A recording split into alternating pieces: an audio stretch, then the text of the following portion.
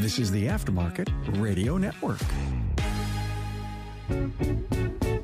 All right. Hey, everybody. Welcome back to the Auto Repair Marketing Podcast, episode number 156. And I'm really, really honored to have this super special guest, Brittany Hodak. And you know, Brittany, I didn't even double check to make sure. Did I say Hodak right? You did. Yep, okay. Exactly right. You crushed it. Well, before we jump in and get started, let me just pause for a minute and thank our amazing sponsors. We couldn't do this without them. Thank you to our friends at RepairPal for this episode.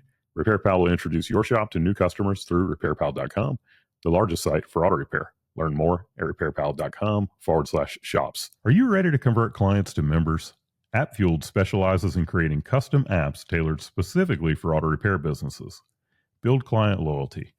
Get started today with your own customer loyalty app. Visit appfueled.com. All right, Brittany, I told you when you came in that I'm kind of fangirling over you because I had the incredible honor of hearing you at Vision this year, the high-tech expo and training event in Kansas City.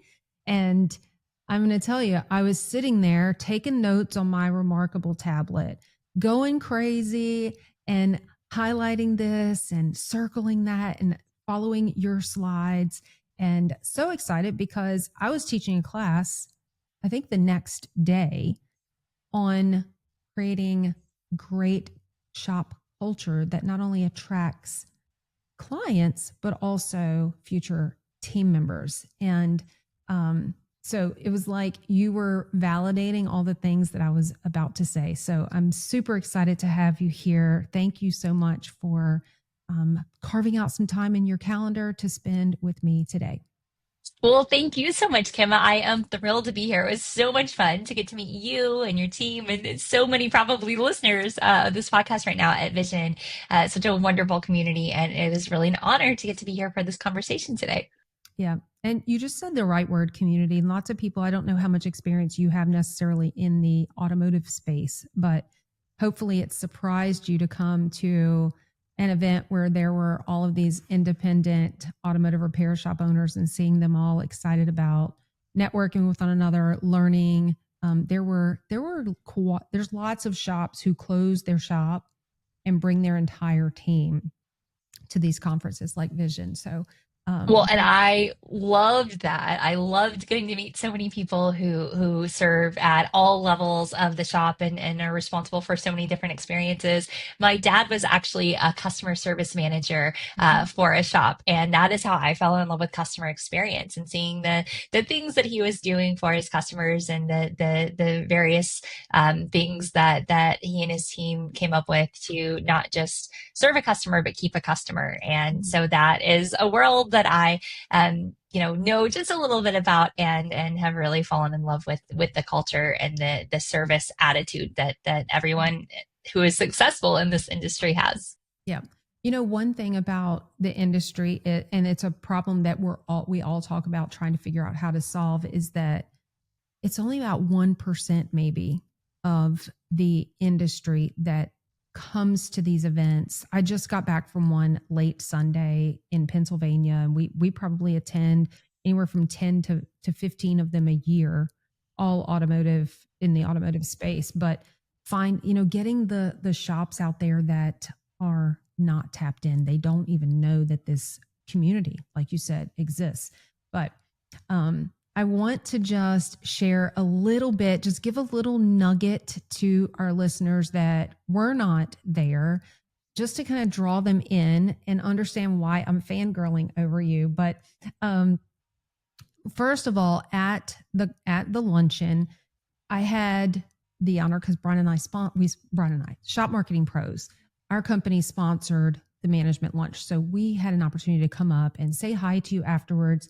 And I'm just going to show off for those looking on YouTube or watching. This is the book that Brittany wrote. It is Creating Superfans: How to Turn Your Customers into Lifelong Advocates, which is exactly what we want our automotive repair shop friends to do. And so her book and her talk at Vision, of course, the book has far more in it, but she unveiled this super approach, breaking down the word super into this acronym. And so we're going to dig in a little bit to that. But I want to tell you, first of all, Brittany was on Shark Tank. So she's got a whole history behind her of this super successful business that she did, essentially helping musical artists create an experience. And some of her clients that she worked with, not only just in the entertainment field, but Johnson & Johnson, Kellogg's, Dr. Pepper. I don't drink Dr. Pepper, but one thing I know about Dr. Pepper is that they have a complete, almost cult-like following of customers who just are obsessed with Dr. Pepper. So I'm sure you helped with that. Well, I am one of them. I drink Dr. Pepper like it is my job. It's funny. I just took a drink of water. If I'm not drinking water, I'm drinking Dr. Pepper. And sometimes people will offer me like a Coke or a Pepsi, and I'm like, it's not worth the calories. What? No. That's right. If it's not water or tea, I'm drinking Dr. Pepper. We all have our thing like that, I guess. Some more Katy Perry, Luke Bryan, and Dolly Parton. Maybe that is part of why I'm a bit starstruck. So that's quite. I tell you, Dolly is everything you would ever want her to be and more. Just absolutely incredible, stunning, fantastic. I've had the privilege of working with her multiple times and working alongside her even more. And she's just absolutely incredible. It's funny. For anyone listening who doesn't know, Dolly has something called Dolly Parton's Imagination Library, and she sponsors free books being sent to any child from birth to age 5. So 60 books, one a month from birth. The first one that everybody gets is The Little Engine That Could, because that was a book that held a special place in Dolly's heart. And then they get some that like set them up to go off to kindergarten as like 59 and 60. And then in between all of these incredible books. And so I, of course, signed my oldest son up for the Imagination Library. And when the books would come in the mail every month, I would just say like, oh, you got a book from Aunt Dolly, because that was like the easiest way to, like he, understood the concept of aunt. And as he got a little older, like 4.5, he started asking questions. Like one month he was like, Mom, is Aunt Dolly really my aunt? And because he's, we live in Nashville, so he's aware of who Dolly is. And because I've got some stuff in my house of like, I was very privileged to get to write the liner notes to one of Dolly's albums, and I've got like the platinum album thing signed, and then I've got some of the other things that we've worked on.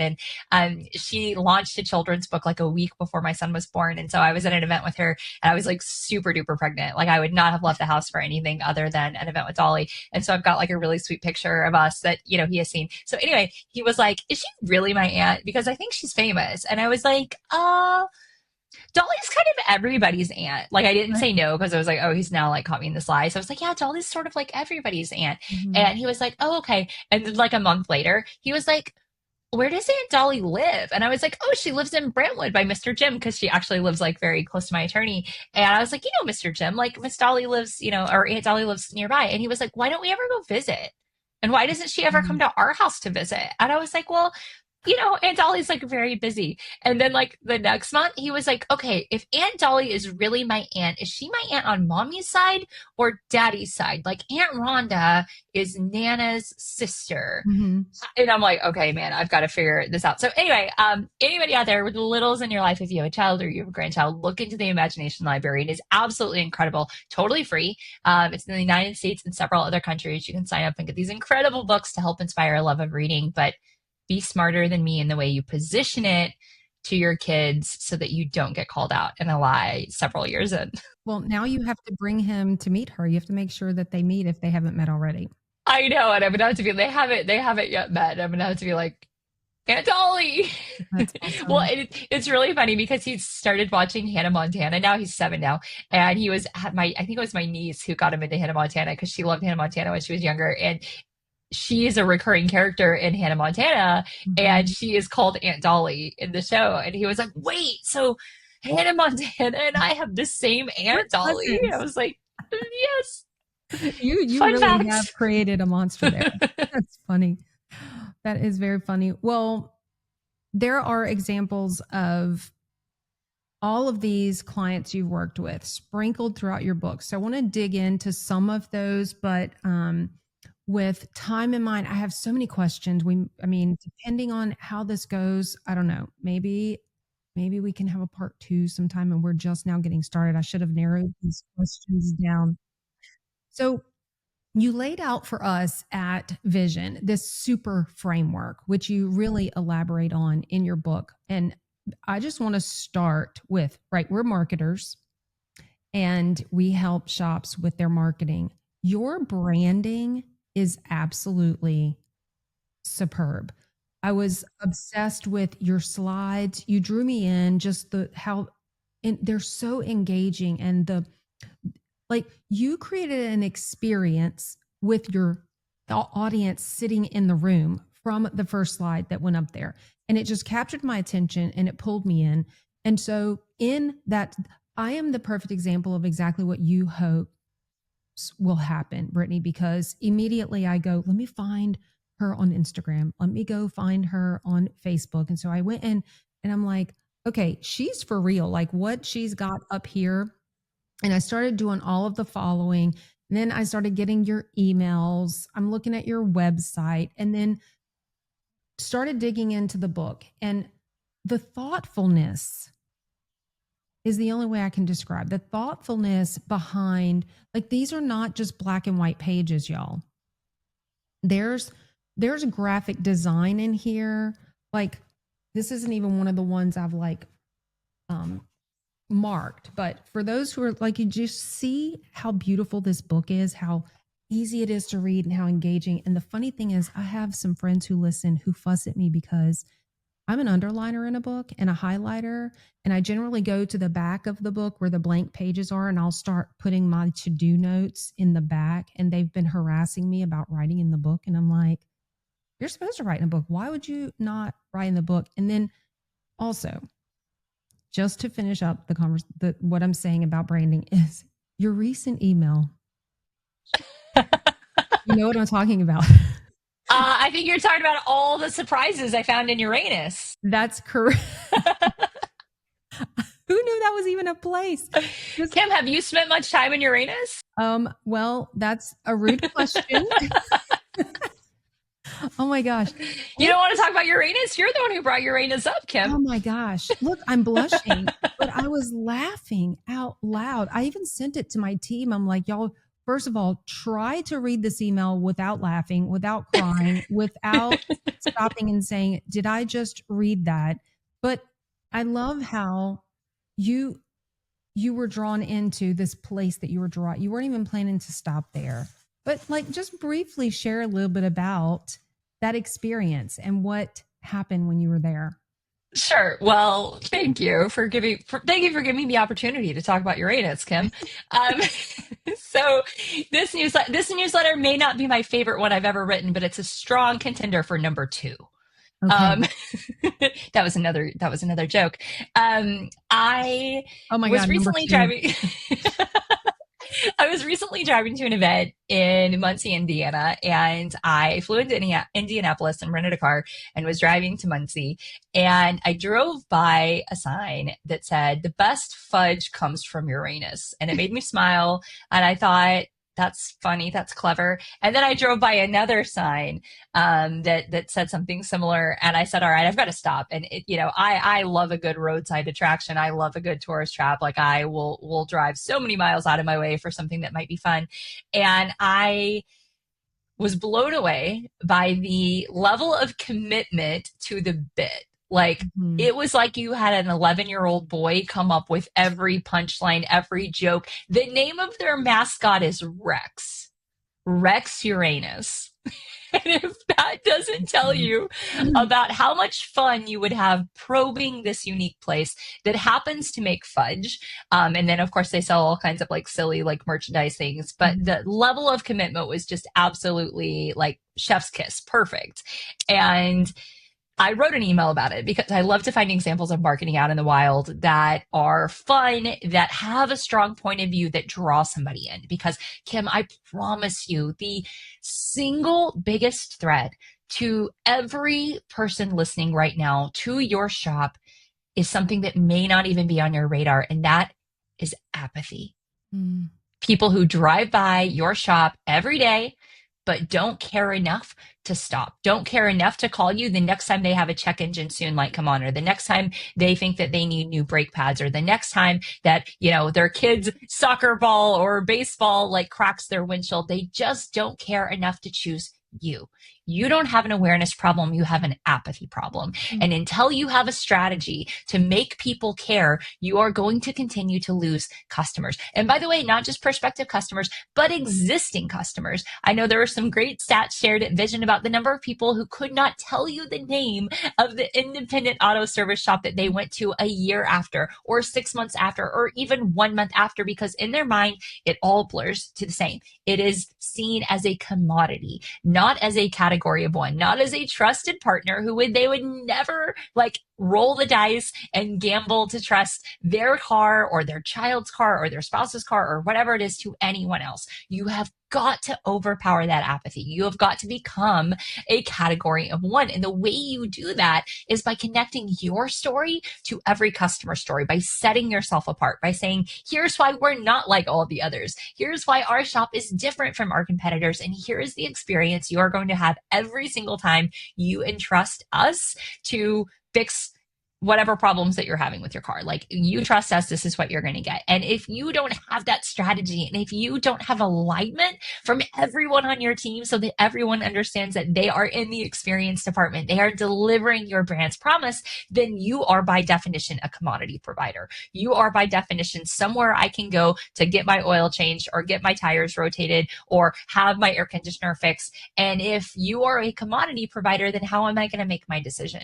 I'm going to make it based on commodity factors. Who is the cheapest? Who can do it the fastest? Who is the closest to my home or office? If you don't want to compete on those losing tactics, then you have to differentiate yourself. You have to build a brand. You have to have a point of view, and you have to connect your story to your customer story through every interaction with everyone on your team. And that is what I loved about your Uranus. Kim, thank you for asking. Well, it reminded me of Buc-ee's, and then there's the the one, I can't believe I'm not thinking of the name of it. It's south of the border. Do you know about that one on Interstate, I think 85 or 95 going north, into South Carolina? It's on the border of South Carolina, North Carolina, I think. No. Oh my gosh. Well, it's like a gas station chain, like a Buc-ee's style. Yeah. Yeah. Well, it's not a chain. I'm sorry. I'm looking down because of course I start recording my podcast and my British lab puppy decides to lose his mind below where I am. You got to prove it. You got to put him on camera. Oh, if he wants to make an appearance, we got him. Everybody in the world knows him. Trust me. He is, there he goes. So I'd have to turn the whole desk around and everything, but hopefully he's settling down. But no, it is one location, but for hundreds of miles, they start with their billboards leading up to you getting off the exit. And anyway, but that's what. I've not had the opportunity to go, but I cannot wait to do so. You said it's on the border between North and South Carolina? I think so. It could be.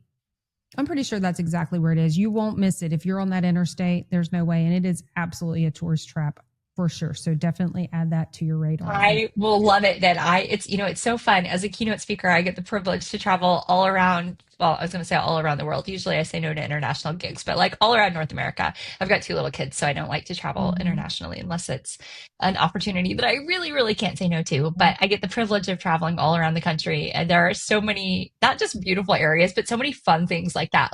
There are so many stops like Uranus, Indiana, that I'm just this is the greatest thing ever. Yeah. And I think that independent auto shop owners and marketers can learn from all of them, because your competitors aren't just comparing the experience they have with other shops. It could feel that way, but they're not. They're benchmarking it against the dentist they really love, or the chiropractor that's doing something really cool, or that fabulous new restaurant that did something that made them feel really, really appreciated. Those are your competitors. And so to constantly have your antennas tuned to what are these remarkable experiences? What are the fun things that are happening? What's something that made me smile, that made me laugh, that lasted through that apathy, that made me care, that made me have an opinion and tell somebody about it and remember it and want to go back? Those are the things that you can ask yourself, how can we take an element of that and make that come to life in my shop? Yeah. So the apathy part, which I love, comes under the understand section, if I recall correctly, of your framework. But I want to back up just a little bit because I'm a bit obsessed with the storytelling part, which is the S. And being that you're in Nashville, I'm sure you've heard of StoryBrand and Donald Miller. And so Brian and I were both StoryBrand certified guides. So we brought that whole StoryBrand framework into how we market for our clients. So I really loved that piece. And so I want to just touch on it a little bit more. Are you saying that the story is what connects them and kind of helps that shop owner understand the client and eventually help them to get over that apathy part and have a reason to come to that shop where they're connected to it? Is that kind of what you're saying about that? Yes, that's a great summation. So I'll back up a little bit and say in the book, I introduce a framework called the Super model, which you mentioned before.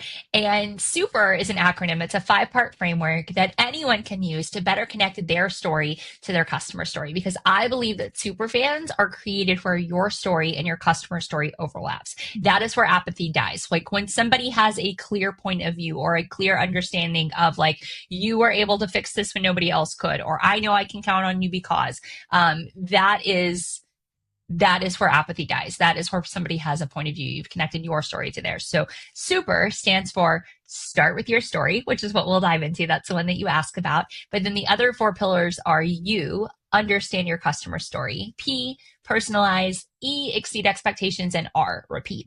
And you can think of them about a bit like a pyramid because each one builds on the one before. And so that S, start with your story, is foundational and it is incredibly important.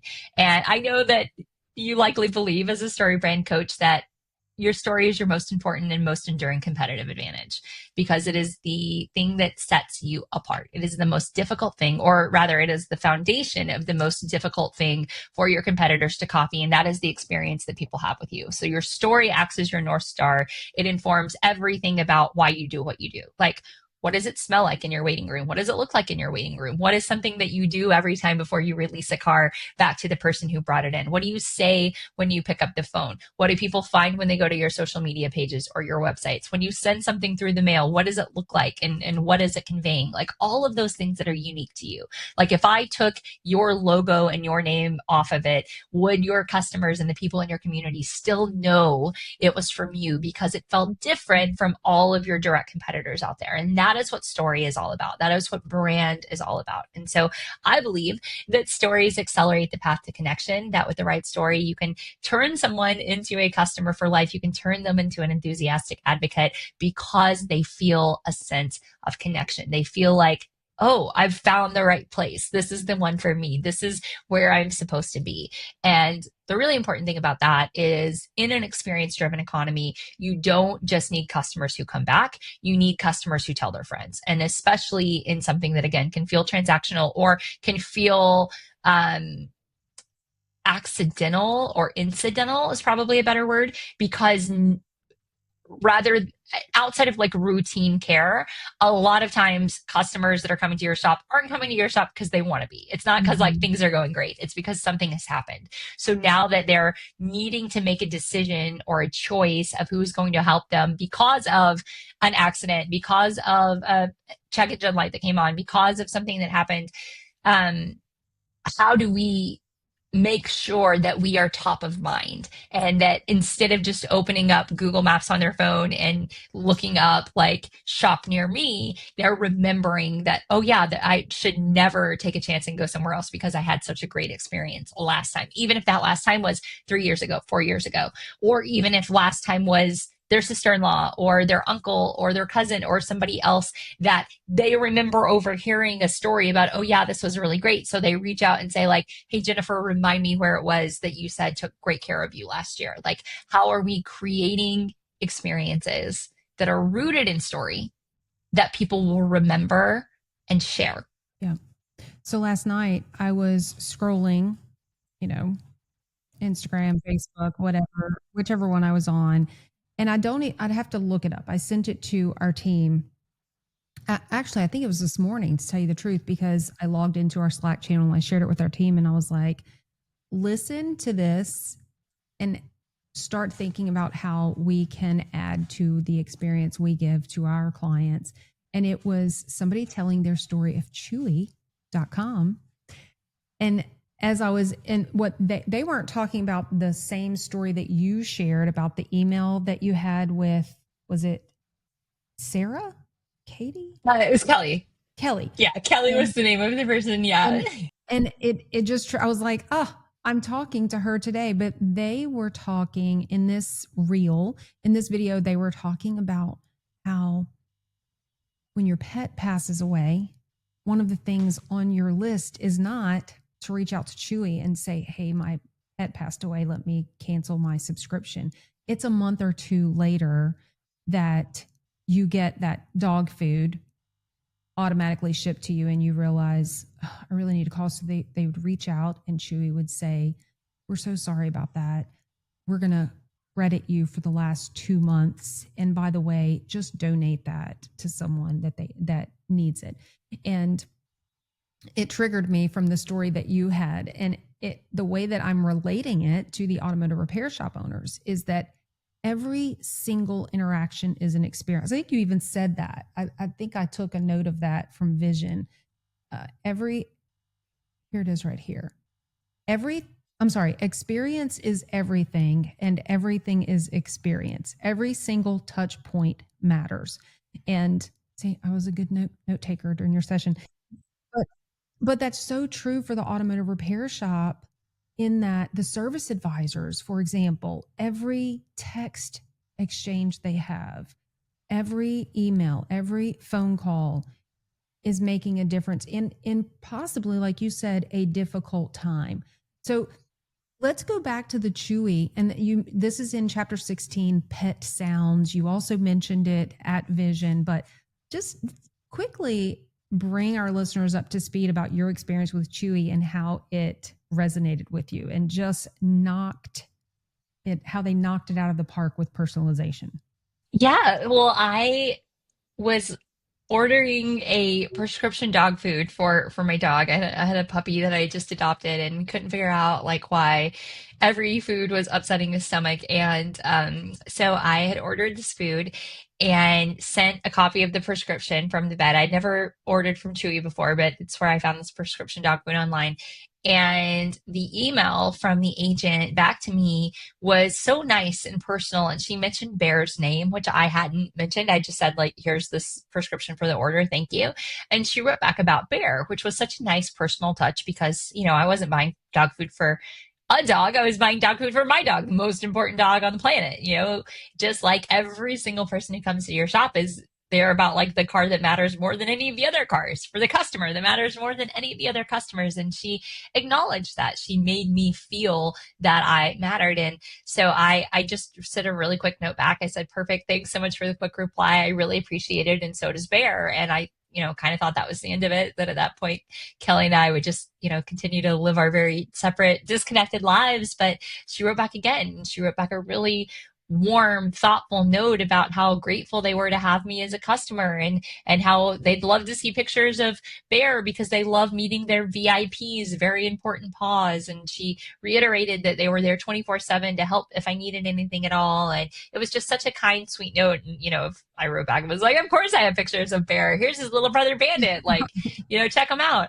And it just, it made me feel a sense of connection and gave me a personal touch point that I wouldn't have otherwise had. It helped them make that journey from commodity provider to category 1 before I even received the dog food. I was 10 minutes and 2 or 3 emails into my relationship with this company, and I already felt like I don't ever want to buy dog food from anywhere else because they care the most. They care about me. And so from that point, I was like, this company is pretty cool. And the lesson there for anybody listening to this is like, you are showing people what it feels like to work with you long before they step into your shop. You are showing them what it feels like to work with you the minute they hit your website, the minute they hit your socials, the minute they hit your Google My Business page and see whether or not that information is up to date or not, the minute somebody calls and speaks to someone or gets a text message or an email, like all of that is your brand, and everything is experience. And the fun thing about the Chewy story is that I shared that a few months later, out of the blue, I got these personalized paintings of Bandit and Bear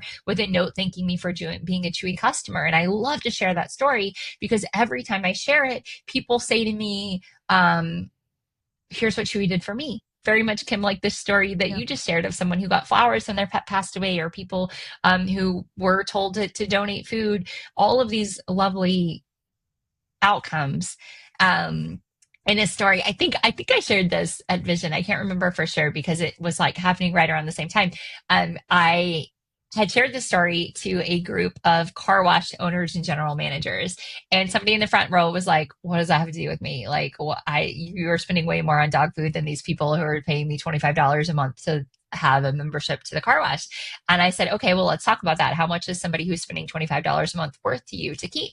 And he was like, I don't know, I guess $25 a month. And I said, all right, well, what percentage of people come through your car wash with kids in the backseat? And he said, I don't know, probably a lot. And I said, yeah, the reason I asked, I have 2 little boys. We're not allowed to go to the car wash without taking them. Like if they come home from school and notice that the car has been cleaned, they are like angry, right? Because they want to see I'm going to say ShamWows. That's like not at all the right. Remember ShamWow? I wonder what happened to that guy. But the big like spongy like things, it's like you drive through like a Muppet, right? When you go through the tunnel, and the kids love to see that. So I had said, what if you gave a Hot Wheels car? What if the attendant who's drying off the car after they come through the tunnel, anytime they see a kid in the back seat, they roll down the window and they say, Mom and Dad are doing a great job keeping the car clean. I want you to keep this car clean for me, and you give a Hot Wheels car. Do you think that would make a difference when mom or dad is looking at the statement at the end of the month and trying to decide if they're going to keep that $25 subscription for another month? Like, do you think you might get another month or 2 from some of those parents? And he said, I don't know, I'm willing to try it. So this gentleman, Bruno, emailed me a couple weeks later and said, I bought a couple of cars. It seemed to work really well. So I just ordered 1,000 online, which I didn't even know you could buy 1,000 Hot Wheels cars. That was not a quantity I was aware that they are available, and apparently they are. So Bruno was like, I ordered 1,000 cars. And I thought about it a few months later, and I was like, I wonder how it's going, Bruno. Like, I wonder how that is working. So I reached out and said, how's it going? Like, what did you think? And he said, the attendants and the customers love this, both the kids and the parents. We get so many nice comments that I'm now on my 12th box of Hot Wheels cars. So that's 12,000 cars that I have given away in under 6 months, and people are staying longer. They're coming more often. They're happier. And the reason I share the story is because that is a very direct, like, example of something anybody listening to do. Like, if you are not giving away cars or something car themed to children, or leaving one in a car seat with a parent's approval when you notice a car seat or a booster seat in the back of that car that you're servicing, like, that is a very immediate opportunity. But it's not just kids. It's, I asked the question before, like, what does it smell like in your lobby or in your service center? Is there like a signature scent? And if so, are you making those air fresheners that have that same signature scent, reminding people that they should, come back and offering them those car, I was going to say air freshener. That's what they're called, right? Like the scent strips or the air fresheners. Like, are you making those available to all of your customers? Like, what are the little things like that you're doing to show them that you care, to show them that they matter as a customer, and that you do care if they come back? Like, you care very much that they come back. You want them to come back. You want them to tell all of their friends and family that they should come as well, because the number one reason that most companies fail isn't because they're bad. It's because they're average, and average is forgettable. Like, my husband stopped using, you guys will be happy to hear this, stopped using the dealership service center because it bugged him that even though they had a car wash tunnel there, they never washed his car when they gave it back. And he was like, you're charging $100 for an oil change and an air filter change, and you're giving me my car back, not washed. Like it would take you 30 seconds. It would cost you nothing. Why aren't you like running it through the car wash? And so anyway, now he's got a little independent shop that he loves, that he goes to. And I had asked him before Vision, like, hey, did you say anything to your dealership? And he's like, of course I didn't. Why would I? That's not my job. It's not my job to have them be better. It's not my job to tell them to care more. Like they could have made the decision. They have the facility right there, but they don't care enough to do it. They must not want me as a customer. They don't care if I come back or not. So every action that you have, you mentioned before, I like to say that experience is everything. It's the most important differentiator, but everything is experience. Every interaction, every touch point is going to leave your customer one of three ways: better, worse, or exactly the same as they were before it happened. And the overwhelming majority of experiences are neutral.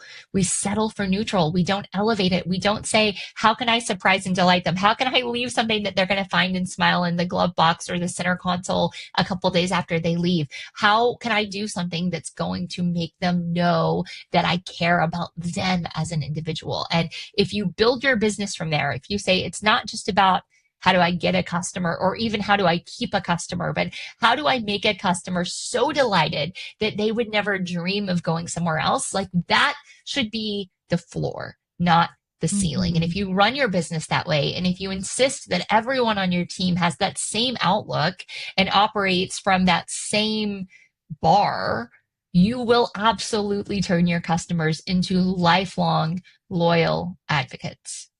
I love it. It's all so good and incredibly powerful for all of our shop owners that are listening. We have our Facebook group, the Auto Repair Marketing Mastermind Facebook group, where people are constantly in there talking about, hey, we did this and it worked so well. And a lot of them are very similar to the things that you're talking about. We don't have a lot of time left, but I do want to ask you, are there any mistakes that you've seen companies make when trying to create super fans, and how can they fix those? How can they overcome those mistakes that maybe these shop owners want to know about? Yes, I love this question, Kim. So not using contextual intelligence is like one of the biggest ones that I see, of people trying to take a one size fits all solution instead of a one size fits one. And what might be appreciated by one customer could be seen as like invasive or even like creepy by another.